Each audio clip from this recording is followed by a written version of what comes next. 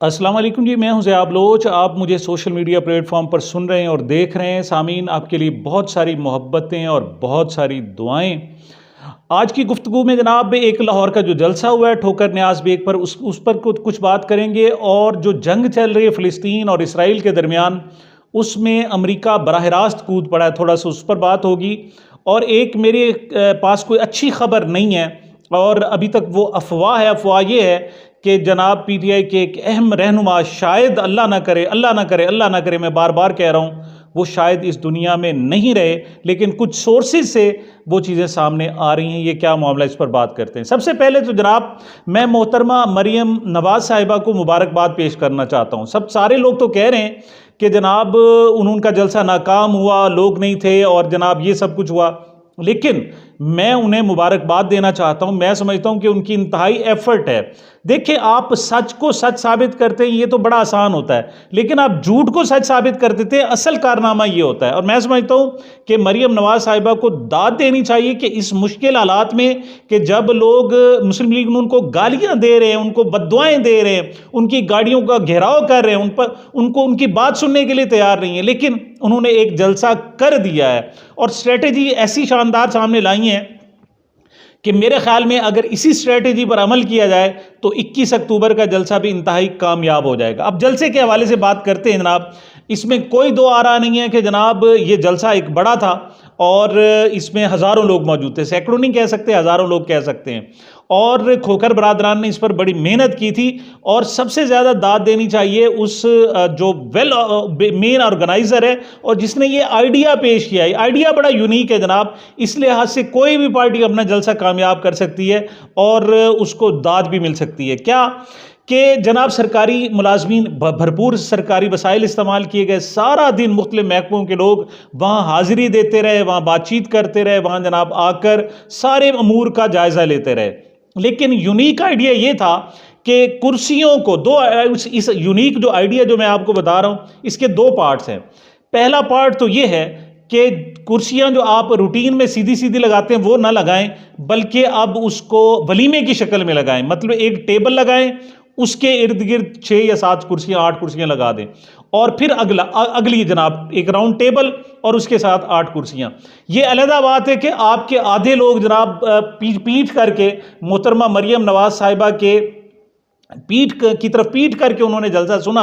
लेकिन अब मुझे नहीं मालूम, ये जो है मुस्लिम लीग नून के जो मुफ्ती हैं उनसे फतवा लिया जाना चाहिए कि ये गुनाह कबीरा है, सगीरा है, क्या है, और इस पर गुनाह कितना होगा। जिन लोगों ने मोहतरमा मरियम नवाज की तरफ पीठ करके उनका जलसा सुना है, उनको कितना गुनाह मिलेगा बहरहाल, और उसका कफारा क्या होगा वो होगा।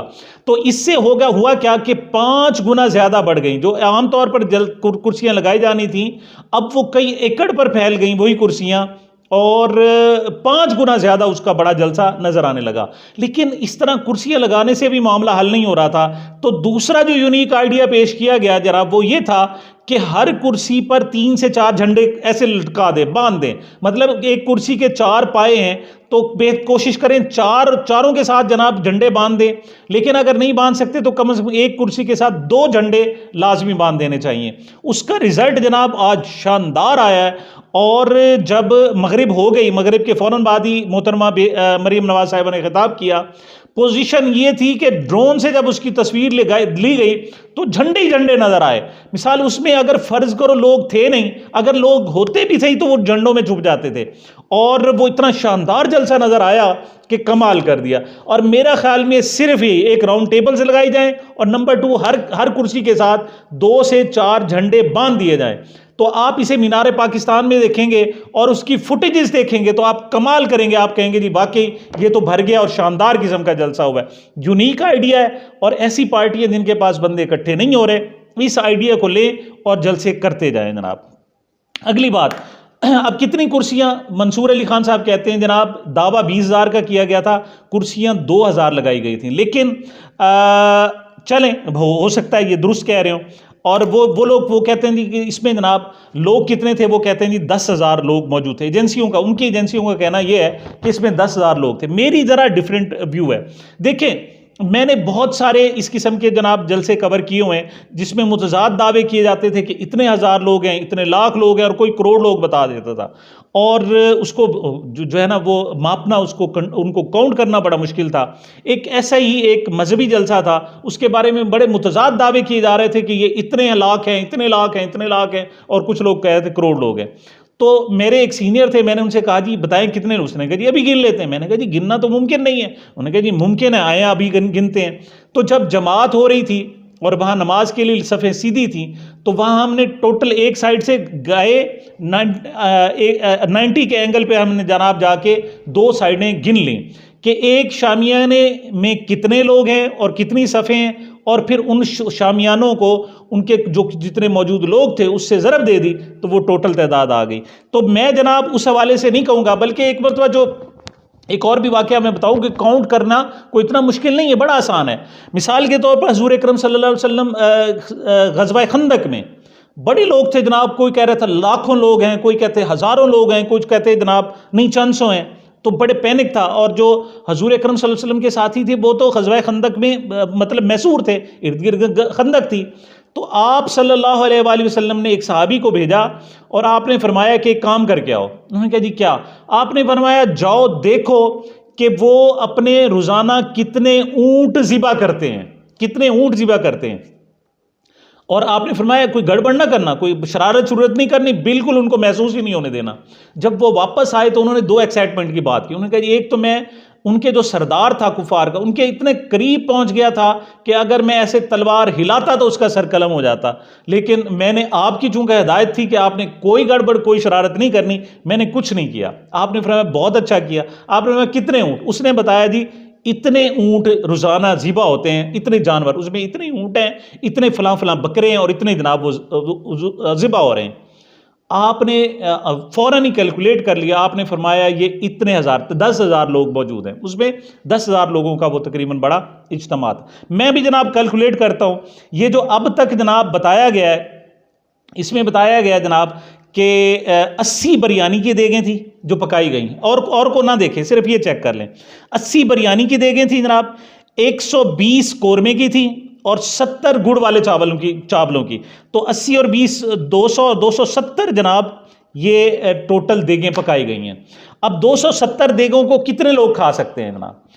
एक देग को 50 आदमी बड़े आसानी से खा सकता है। इस लिहाज से देखा जाए तो 5400 लोग तो कम से कम मौजूद थे जनाब वहाँ, जिन्होंने बिरयानी खाई है। लेकिन मैं एक बात बताऊँ आपको, ये जो आजकल खैरात का चावल तकसीम करते हैं ना, और कुछ सामान खाना वाना, तो आप सिर्फ किसी फैक्ट्री में आप देख लें कि आप कहें जी वहाँ फ्री खाना मिल रहा है, आपको 10 से 20 हज़ार लोग वहाँ मिल जाएंगे।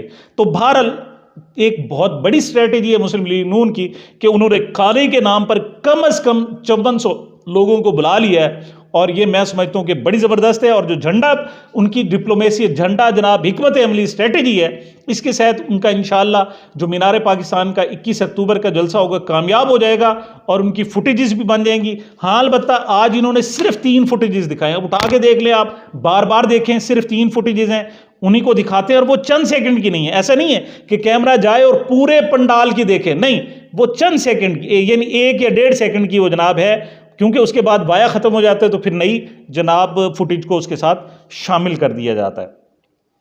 ये जनाब अब तक उन्होंने खिताब क्या किया है, खिताब के हवाले से उन्होंने बड़ी मतलब पोस्टमार्टम किया जा सकता है, बहुत सारी बातें हैं, लेकिन मैं इस पर अपनी जो 3 बने खबरें देनी थी उस हवाले से चलूँगा। और अब मैं बताते जनाब कि अमेरिका डायरेक्ट फ़लस्तीन और इसराइल की जंग में कूद पड़ा है। कैसे?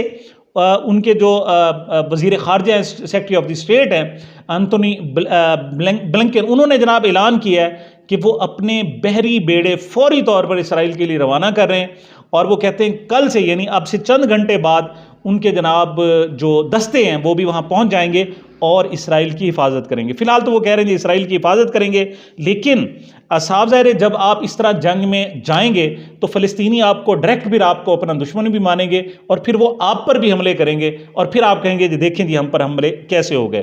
तो ये जनाब दूसरी तरफ जो हालातें मुसलसल बढ़ रही हैं, कहा जा रहा था जी ये फ़लस्तीनी तो 15 मिनट की मार हैं, अब वो तकरीबन 48 घंटे होने को आए हैं, और अभी तक उनको अपने इसराइल से, इसराइली जो इलाका है, टेरिटरी है, उसमें से जो हमास के लोग थे उनको निकाला नहीं जा सका। देखें उसके बाद जो हमास का बहुत बुरा असर होगा, सबको पता है बहुत बुरा असर होगा, बहुत ज़्यादा हलाकतें होंगी, लेकिन जो हमास ने अपना टारगेट अचीव करना था वो तकरीबन अचीव कर लिए। कैसे? 700 से लोग ज़्यादा इसराइली अब तक मारे जा चुके हैं, और ये किसी भी बड़ी जंग में इसराइलियों की सबसे बड़ी हलाकत है, ये सबसे बड़ी हलाकत है, नंबर 1। नंबर 2, हज़ारों लोग, 2000 से ज़ायद लोग जनाब इस वक्त ज़ख्मी हैं इसराइली, और 100 से ज़ायद हो चुकी है तादाद जो अब तक यरगमाल बनाए जा चुके हैं। उनमें से एक जनरल नमरूद भी थे, उनके बारे में इसराइल ने पहले कहा जी नहीं जी वो गिरफ्तार नहीं हुए, वो मौजूद हैं, झूठ है। तो हमास वालों ने बाकायदा उनकी वीडियो दिखा ली जिसमें उनके कपड़े उतरे हुए हैं, कमीज़ उतरी हुई है, और वो बांधे हुए बैठे हुए हैं। उन्होंने कहा जी ये बैठे हुए हैं, तो सारी इज्जत जनाब उनकी बाहर आ गई। जनरल नमरूद भी वाकई गिरफ्तार हो चुके हैं जनाब।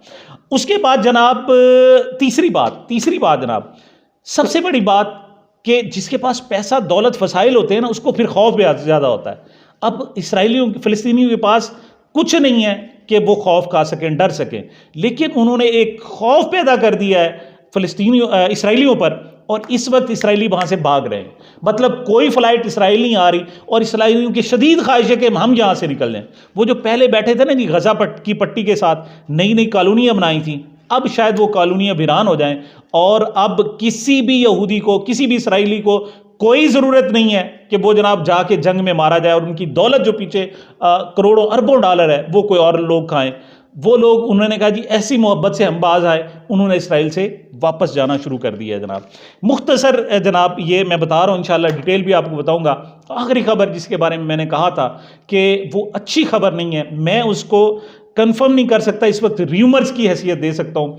और ये शाहीन साहबाई साहब जो जंग के साबिक एडिटर हैं, उन्होंने अमेरिका से खबर दी है, उन्होंने नाम भी बताया, लेकिन मैं बावजूद नाम भी नहीं देना चाह रहा। मैं सिर्फ इतना कहूँगा कि वो पीटीआई के वो मरकज़ी रहनुमा जो लापता कर दिए गए थे, उनके में से एक के बारे में इतला है कि शायद वो अब इस दुनिया में नहीं रहे। मैं उनका नाम जानता हूँ लेकिन नहीं बताऊँगा। उनका ताल्लुक फैसलाबाद से है, और उनको गवादर से लापता किया गया था। बहुत हौलनाक खबर है। अगर ऐसा होता है तो ये शायद अरशद शरीफ के बाद एक बहुत बड़ी नया एक बड़ा मसला पैदा हो जाएगा। और दूसरी तरफ जो सदाकत अब्बासी थे, उनको घर लाया गया, उनकी ख़ास एंगल से वीडियो बनाई गई, और उसके बाद फिर से वो लापता हैं, उनके बारे में कोई पता नहीं है। तो जनाब ये अब तक की मेरी अपडेट्स थी। मुझे, मेरे चैनल को अपनी मोहब्बतों और दुआओं में याद रखिएगा। मिलते हैं छोटे से वक्फे के बाद।